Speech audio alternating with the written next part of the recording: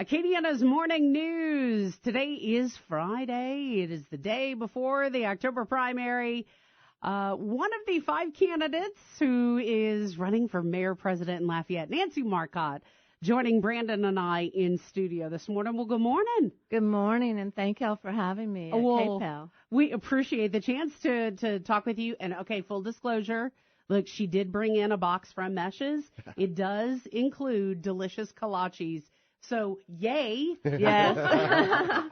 Can't wait to dig into those. Yeah, no kidding. Oh, my goodness. Okay, so we were talking ahead of time, Nancy, about just this whole running for office and this concept and all of this. So from your standpoint and viewpoint, what has it been like campaigning? I mean, it sounds like you candidates have to be everywhere every day lately. Yeah, we do, but I've been really enjoying it. Mm-hmm. I am a people person. I'm just not that much of a talker, but I love to hear people and see what they want to say and everything about what's going on. And so it's really been a great learning experience for me, and also a great just experience overall. I've enjoyed, we're everywhere. And we've really gotten to know the other candidates too, because we see each other at the same places all the time and everything. I'm sure almost every single day y'all are probably bumping into each other. Yes, just about. So. You know, for a lot of people, though, that you do encounter, they probably love the fact that you're not a talker, right? Because people running for office want to get in their face and talk at them nonstop. I'm sure they probably appreciate that you are a listener. Yes, they do. I've been door knocking and I've been making phone calls, and people really do like it when they get to talk. Mm-hmm. They get to say what's on their mind, and they thank me all the time for listening. And I'm like, that's what I do. I'm more of a listener than a talker. I'm more of a doer than a talker. So what have you been hearing when you've been out on the campaign trail? What are some issues that you're hearing people address to you? Mainly the drainage and the infrastructure, but also the job situation. Mm-hmm. And the drainage is a problem that I feel like it can be solved in the first year of my taking office. Mm-hmm. Mm-hmm. I feel like we've got a head start with Joel Robideau already rededicating some funds, and also the vote this weekend for the library funds to be rededicated to drainage, $8 million of it, and then also him vetoing $40 million or $41 million for the Louisiana extension. Right now, I do feel like with our neighbors and our friends and our families flooding, that can be easily solved. And we do want to, excuse me, we do want to solve the drainage issue first. Yeah. That needs to be solved. Mm-hmm. And so I would work with the Vermilion Parish and dredge the Vermilion, also working with Clay Higgins' office and also with the Corps of Engineers to dredge the Vermilion. I also have a plan to work with the parish, the surrounding parishes, and get them to agree on a plan. It amazes me that we don't have a plan together whenever a heavy rain event or a storm is predicted, and shut off the pumps in Krotz Springs and divert water from the Vermilion, because the Vermilion holds so much of our water. Mm-hmm. Everything drains into the Vermilion. Mm-hmm. And how do you feel like your business experience in working with people and overseeing people is going to translate into, if you are elected, translate into working with others, like you've been talking about with Congressman Higgins and with other parishes? I think the fact that I am more of a listener and a doer, I can hear both sides of every story, and that's what I've been doing as a business person. Mm-hmm. I've heard, and as a real estate broker, many times there's conflict in real estate deals, as you could I'd imagine. And I have to listen to both sides of the story and bring both parties together and say, this is what we're trying to achieve. And this is, we all agree on many of the issues, but to achieve them, that's where the listening and the doing and the bringing people together, because everybody has the same goals just about, but we need someone that can bring the people together to achieve those goals. Yeah, to get in there and to do it. All right, we're going to talk more about the conversations that Nancy has been having with people, whether it is at forums or one-on-one, and find out some of the other things she's been hearing about. We talked about infrastructure and jobs. We mentioned those, so we'll go more in depth. Candidate Nancy Marcotte, one of the 5 candidates for Lafayette Mayor President, joining us in studio this morning. You're listening to Acadiana's Morning News. There are 5 candidates for Lafayette Mayor President. Nancy Marcotte is one of the 5, and she is joining us today on our program, talk about a variety of different things. Now, Nancy referenced, obviously drainage, one of the topics people have been discussing with her, but also infrastructure and jobs. So when it comes to things like roads and bridges, Nancy, I'm sure you've probably gotten a lot of feedback from people. I have, and mainly about the roads, and there is a couple of bridges that need work, and there's one out in the unincorporated area of the parish in Karen Crow that I know of. I actually went to go see someone up there, and they were telling me about it, so we went and looked at it. So my goal is to have a prioritized list of what roads need the most work and have those done first. But I also plan on doing an app to supplement the 311 system. Okay. But I was yesterday, Joel Robideau, was it day before yesterday? Anyway, at the litter event at the Light Center, he announced that they were going to do a 311 application, or digital 311. I don't know when that will go into effect, but I want to have people where they can report anytime anything they see with the roads or the infrastructure, a bridge out, or anything or a pothole that needs fixing. And I want to have potholes filled immediately. Yeah, because it's so hard when you're driving down the roadway. And even this week, that study came out that in the state of Louisiana, like in our area, it talked about a couple of $1,000s a year. Like $2,300 a year individually.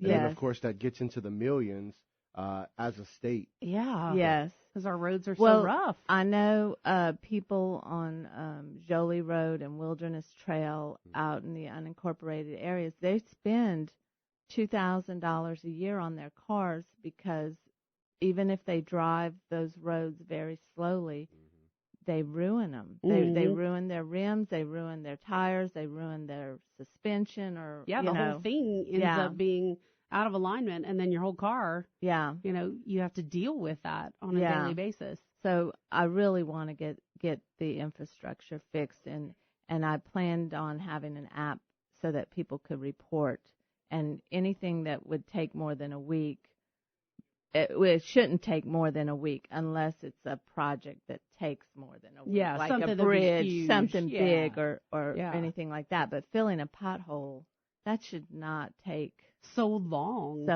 that it seems like it takes. So when it comes to, we talked a little bit earlier about rededicating funds when it goes to fixing drainage. Do you believe that we have enough money coming in to be able to fix not only the drainage but the infrastructure needs that we just talked about? Do you believe that we may need a tax at some point, whether it's a permanent tax or a temporary tax? What do you believe about the money that's coming in, and is it enough to fix our issues? I think it is enough. I don't think we need to raise taxes at all. First, the budgets need to be scrubbed and looked at really closely before even the word tax is ever mentioned. Right. I don't believe in in taxes. I don't believe that we have a problem with income. I believe we have a spending problem, and we spend too much money on too many things. And there are going to be some hard choices that have to be made about needs versus wants. And wants are nice, but right now we need to take care of the needs of our people, and that's what I want to do. Mm-hmm. Do you think that bolstering and working on infrastructure, working on the drainage issues will end up having a good positive ripple effect on the third issue that you hear a lot about, and that's the economy and the issue of jobs? Yes. Mm-hmm. I think it'll have a great because people don't want to come someplace where their business or their home might be flooded. Yeah, in danger every time it rains. Every time it rains, and people are worried when it does rain, and we don't want that. So, but also with jobs, I think that our codes and our government right now, the way it is structured, keeps businesses from opening here. It's very, very expensive for a business to open here or expand here. Mm-hmm. And when I say here, I mean the city of Lafayette. Mm-hmm. I do know that the codes are different in Youngsville and Karen Crow and Broussard and Dusson and Scott. And I think I'm forgetting one. Milton, maybe. Yeah. Milton. But the codes are a little bit different. I would like to see our parish have the same codes and work with people to bring them into the area and not have to compete with each other. Do you think a committee, some kind of committee, whether it's a small business committee or a codes committee or some kind of hybrid of the two, would be something that would be beneficial? I think so. And, I do know that our previous administrations have hired people outside of Lafayette. I don't think that we need to send our money outside of Lafayette. We have people here that have the brains and the smarts and everything that they have, and they know the city. And we need to hire those people or use the people that are in planning and zoning and get everything done that way. I just don't see going outside of Lafayette unless we absolutely need to and the service isn't provided here. For another expenditure. Yeah. Okay, it's coming up now on 8:32. We do have a break here. When we come back, we're going to discuss more issues as Nancy Marcotte is joining us in studio this morning. She is one of the 5 candidates vying for the seat of Lafayette Mayor President. And, of course, another reminder to people, the polls open at 7 o'clock tomorrow morning, and they close at 8 p.m., and if you do have questions, of course, we have a lot of stuff on our website, but if you want to look at your individual sample ballot, you just go to govote.com, that's GEAUX vote.com, and you can actually put in your info, and your sample ballot will pop right up. You're listening to Acadiana's Morning News. Nancy Marcotte, one of the candidates for Lafayette Mayor President, joining us in studio this morning. So I want to focus in on jobs. I know for a lot of people, if and a lot of people are doing this, they may have that job and it may be somewhere in Texas. Thankfully, most of them are bringing their money back home, but it'd also be great if we could get some jobs to come home. What are you hearing from people, and what are some of your ideas to get our economic growth kind of kicked up into high gear? I've been hearing just horror stories about people wanting to open in Lafayette and then moving on down the road because they couldn't, because it was so expensive here, and that has to do with our codes. But I've also been hearing, like, I have six or more personal friends that are commuting every day. Some are commuting to Covington, some are commuting to Texas, some are commuting to Baton Rouge. And they don't really like the commute. Right. Yeah. I mean, they're doing it to put food on their tables and provide for their families, and they love Lafayette, just like most of the people that live here do. So they want to, I want to bring back jobs not only for those people, but for other people too. I want to bring back jobs so that people can work here. And I feel like it's the codes that keep most of the businesses from opening here. And then, our governor's situation. But you think that's really a tough part of it. Yeah, because he the current governor who's in office right now, our bread and butter, which is the oil companies, have been basically run out of town with the legacy lawsuits that he promoted. Do you think that if, we don't know what's going to happen tomorrow, obviously, right? But going forward, is there anything we can do? Because if it doesn't come back the way it was before, we've got to look at other options. Do you think there are any other kind of big markets that we could try to attract to Lafayette? Yes, and I don't see any of the large oil companies coming back, but I would like to see some of the small ones flourish again. That have hung on by their nails, by the grace of God and their nails, right? Yeah. But I do see manufacturing coming back, and I do see high tech jobs and medical jobs. So those are jobs that I think we could get. And as your mayor president, I would also work with LEDA and work with UL and work with One Acadiana and SLCC, and also be a big advocate and do whatever they needed to get somebody to move to Lafayette. So if they needed me to go somewhere, I could go somewhere and sell Lafayette to these people. And bring the jobs here. And bring the jobs here. And get them here. Yes. One of the other big things with the function of government that a lot of people say is they also want protection. Big right now is this discussion that's going to come up next week about the pay issue for Lafayette Police. I mean, it'd be great if we had so many more millions of dollars in our budget, but with that issue, this is something, I mean, they've lost 24 or more officers, from the Lafayette City Police Department to other departments within our parish. And that's a painful loss. I think they do need a raise. The police officers put their lives on the line to protect us, and I think they're underpaid. Especially, we train so many people, and then they move on. And who can blame them when they can make more money for their families? So I think the money is there to pay them. I think that it's just wasteful spending right now. And the budgets do need to be scrubbed and cleaned up, and efficiencies need to be put in place. And that's part of the wants and needs that I feel really strongly about. Our police officers need a raise. We may want something else, but our police officers need a raise. Big difference. Yeah. Yeah. For them, when they can make thousands of dollars somewhere else, we've got to keep these good men and women on force. Yes. We have to keep our area safe as well. No doubt about that. Yes.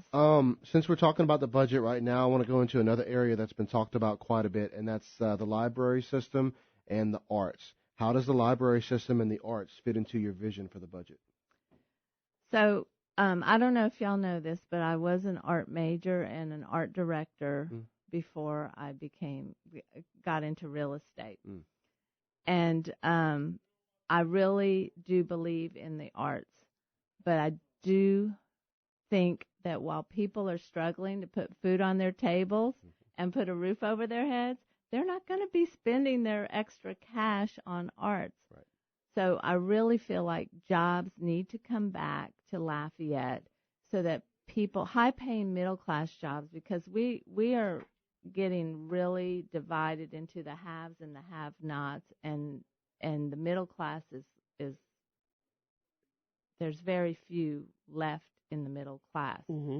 And those are the people that really bring in the money and support. Now, the higher end give money often, and that's important. But I really think that the arts are more of a want than a need. And right now, we don't have. I mean, hard decisions are going to have to be made, and I have the backbone to make them, and that's part of doing business and being in Louisiana right now. And we have private people that can support the arts right now. Right. Have you made a lot of hard decisions over the course of business? Oh, and over yes. the course of your lifetime? Oh, yes, I have. How weighty is that for you? Do you have nights of endless sleep? Do you, how do you work it all out in your mind when you have to make these big decisions? Well, one thing I do is I am a believer in praying, and so I do say prayers every day. I don't have that much trouble sleeping. Like, I get asked the question all the time, what is it that you lose sleep over? And I'm like, I don't lose too much sleep. Because I just listen very carefully to both sides, and then I have to make a decision. And usually I have guidance for my decisions. And I haven't really felt that bad about any decisions that I've made, but I have made some hard decisions. I've had to make decisions about letting people go, and I've had to make hiring decisions. And that's one question that I get asked a lot, like, who's taking over your companies for you? And the fact is that I have the hiring experience of hiring good people, and so right now I could leave those companies and just collect dividends from them. So you've put it in place, you've set it up, I've and set it's it ready up to go with the appropriate people. Yes.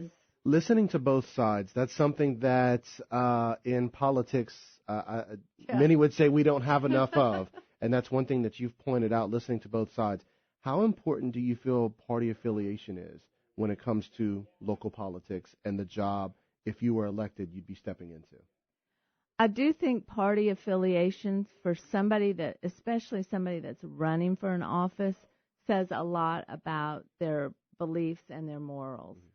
I think that, you need to choose a side that you're going to run on, and that's what I've done. And I don't think that trying to play the middle as a candidate is going to do you any good. But what I will do is I'll listen to both sides, and I'll pray about it, and then I'll make a decision, and I do that quickly. But I don't think that playing the middle works as a candidate. I think it's fine for people that want to vote if they're independent or whatever, but I think as a candidate you need to choose a side, because you're either one way or the other. You're not middle of the road kind of a person. Okay. If that makes any sense. It does. It does. It makes sense.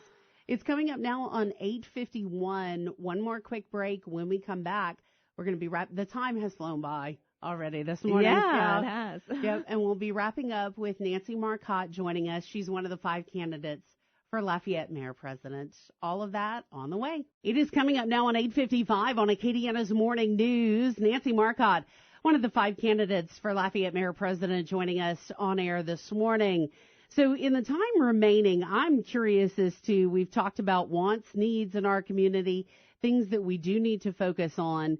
I am wondering if you think with this we're going to have this Lafayette City Council, we're going to have this Lafayette Parish Council, what kind of, I don't want to call it an experiment because that makes it too light, I guess, but what kind of mix it's going to end up making for a mayor president, when it comes down to those priorities and the decision making. Yeah. Those could be some pretty tough conversations. Well, we definitely are going to have some issues because there's $41 million that's shared among the city and the parish council out of the general funds. There's a lot of money that's dedicated has to be spent here and has to be spent there, but 41 million of it is shared and wow, it's an amazing amount of money. yes. And so my goal is to look at each expenditure objectively and see if the city's spending that money, if the parish is spending that money, or some of the municipalities that we mentioned before are spending that money, and to allocate it that way, because that's the only fair way I see. But I will get input also from the people that are actually there. And I do plan on having the city council and the parish council meeting jointly at least once a month while we're resolving this and beyond, because there are going to be things that will overlap. There are things that are going to be overlapping, and we are going to make joint decisions on some of the things, because Lafayette City is in Lafayette Parish. Yep. So we need to all meet together at least once a month. That would be my plan for that. I don't necessarily agree with the way that the charter was fixed. It's imperfect, but it was imperfect before. So we'll just deal with what we have to deal with going forward. That kind of brings me to my next question about our current form of government. Do you believe that we should have two separate offices, one for mayor of Lafayette and one for parish president? I do see that in the future that we will need that, and it may or may not. It's really going to depend on whether or not we can afford that. Mm-hmm. Yeah. And that's going to depend on the job. So hopefully by the time my first 4 years is up, I say it like I have the job. Hey, but confidence is key. That's awesome. right. But hopefully by the time the first 4 years are up, we have that money so that we can split that job. I don't see it continuing as mayor president forever. Okay.